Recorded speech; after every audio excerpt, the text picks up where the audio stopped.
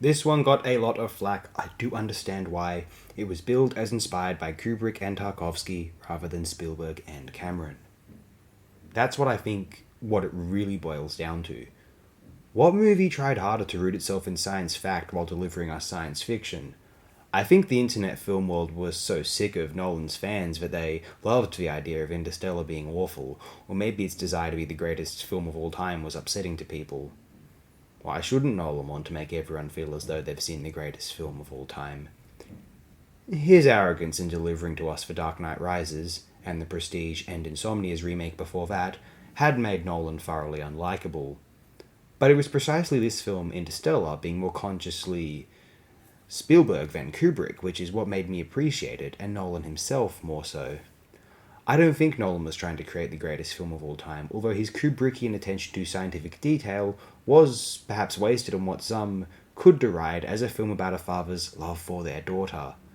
Now, I agree that angle of the film is pompous. Hearing the film praised for these reasons is quite embarrassing, for sure, although that sentimentality to me rendered the film humble rather than pretentious. Not as high and mighty as Sunshine the Fountain or that disgusting Cloud Atlas thing, Interstellar was the science fiction film which most made me feel the rush of, wow, I'm on another planet. This is what it would feel like. And TARS is the coolest robot design of the 2010s in film, arguably. Very modern, believable, likable, gratifying, aesthetic, appreciable.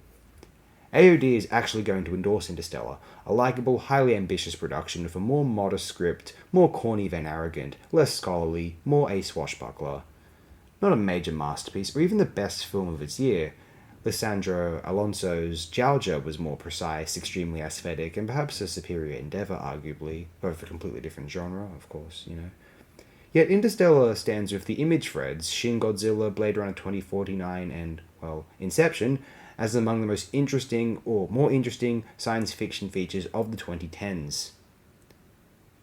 With Zack Snyder's Justice League cut, Villeneuve's Dune Part 1, Wingard's soul-lifting Godzilla vs. Kong, and, well, Tenet, the 2020s is looking not half bad, certainly not totally without worthwhile sci-fi features either. Let's hope this isn't just a blip on the radar.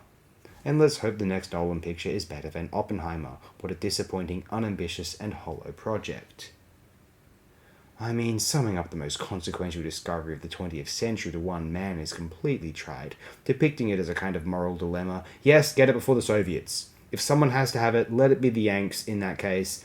And these dramatic, contrived character studies of historical figures are usually, especially nowadays, for their reliance on aesthetic cliche and narrative predictability and critically expected scaffolding, they are usually unimaginative wastes of time, and the medium too. Now, let's move away.